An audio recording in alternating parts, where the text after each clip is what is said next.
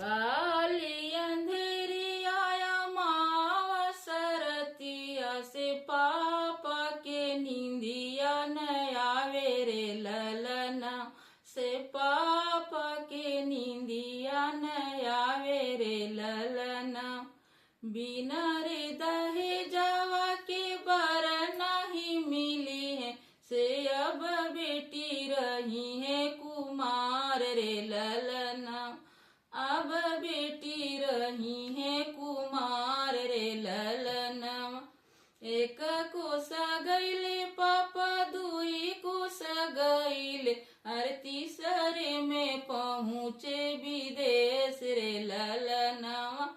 तीसरे में पहुँचे विदेश रे ललना ऊंचे ऊंचे घरवा में ऊंचे ऊंचे लोगवा अरे ऊंचे हाई ऊन कर मांग रे ललना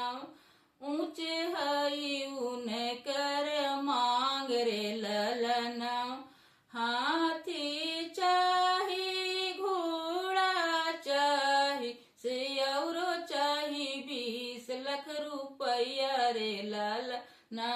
से औरो चाही 20 लाख रुपया रे ललना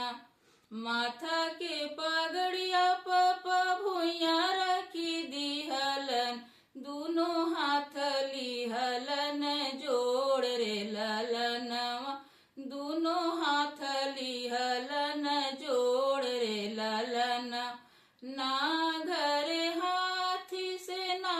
घर में घोड़ा से ना हाई 20 लाख रुपया रे ललना